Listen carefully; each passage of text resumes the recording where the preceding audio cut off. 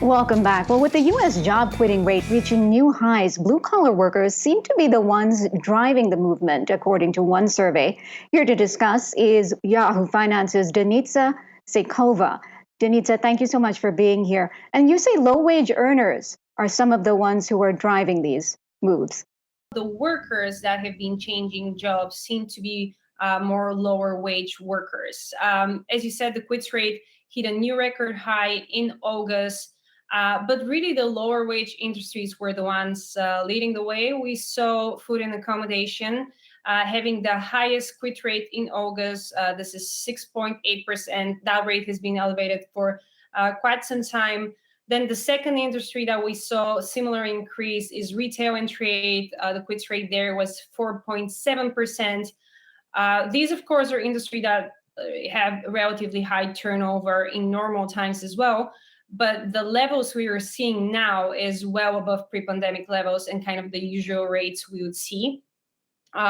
So interestingly, we also see that the job hopping that is happening is meaning that a lot of the workers quitting are actually switching and they're going to another jobs and maybe better opportunities. And we're also seeing a significant increase in wages for lower income workers and workers with a lower level of education. This is based on data by the Atlanta Fed. So potentially some of those workers are moving to jobs with better pay and better opportunities. And another trend that we're seeing that is playing into that whole picture is that many unemployed workers are not yet returning to their jobs or finding new ones. We've seen that the transition from unemployment to employment has been lower than in typical months. This is, of course, taking into account how high the job openings level have been. So maybe employers are competing for more workers for less workers that are already in the labor market. So, Denitsa, I'm wondering, though, if there's any sign that this is just temporary, or do you see this continuing going forward? Because if it does, this country is going to continue to have a big labor shortage problem.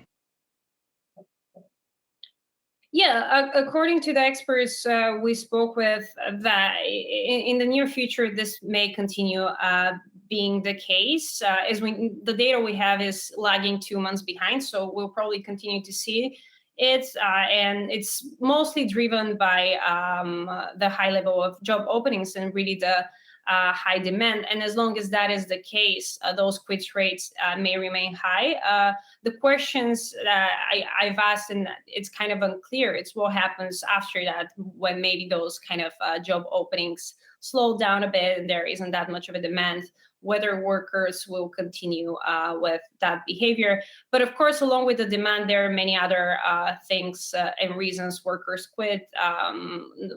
Quit rates are elevated in industries that are consumer facing, so there are still COVID fears. Employers are also expanding opportunities, easing restrictions, so workers may be finding better opportunities, career changes, industry changes, and things like this. So we'll continue to monitor and see where that trend goes. Okay, Yahoo Finance's Denitsa Sekova, thank you so much for that report.